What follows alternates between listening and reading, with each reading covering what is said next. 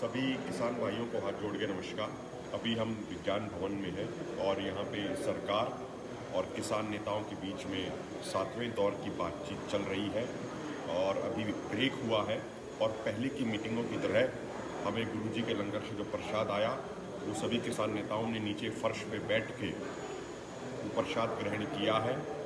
और एक ये दोबारा से ये संकेत दे दिया है कि जब तक हमारी मांगें नहीं मानी जाएंगी तब तक सरकार की तरफ से कोई भोजन खाने का सवाल ही पैदा नहीं होता।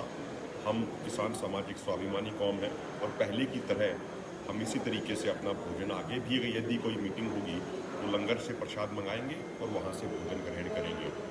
अभी तक की मीटिंग में ऐसा ज़्यादा कुछ नहीं निकला है।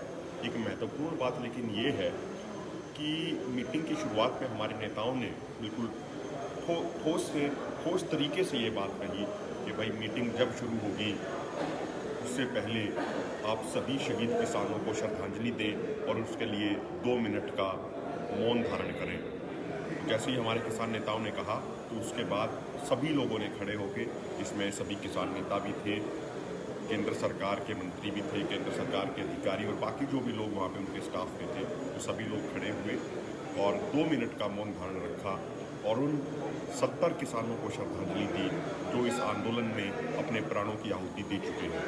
ये चीज़ इसलिए भी महत्वपूर्ण हो जाती है क्योंकि जब पिछली मीटिंग में हमने ये कहा था किसान नेताओं ने कि भाई शहीद किसानों को श्रद्धांजलि दी जानी चाहिए, तो उस समय कृषि मंत्री ने कहा था कि जो किसान हताहत हुए हैं उसको लेके उन्हें दुख है।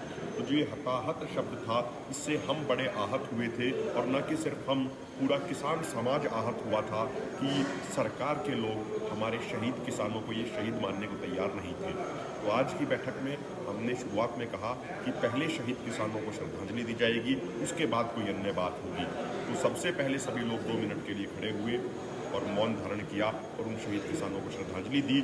और सभी किसान नेताओं ने ये भी संकल्प लिया उस मौन धारण में कि जब तक हमारी मांगे 100% पूरी नहीं होंगी तब तक आंदोलन जारी रहेगा, इसी तरीके से जारी रहेगा और आने वाले दिनों में आंदोलन बढ़ता चला जाएगा।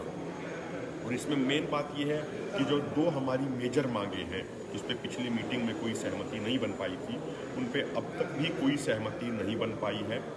हमारे नेताओं ने साफ कर दिया कि हम चाहते हैं, हमारी 2 ही मांग है और हमारा एक ही रास्ता है। वो रास्ता है कि भाई तीनों कृषि कानूनों को रद्द करें और एमएसपी गारंटी कानून लागू करें।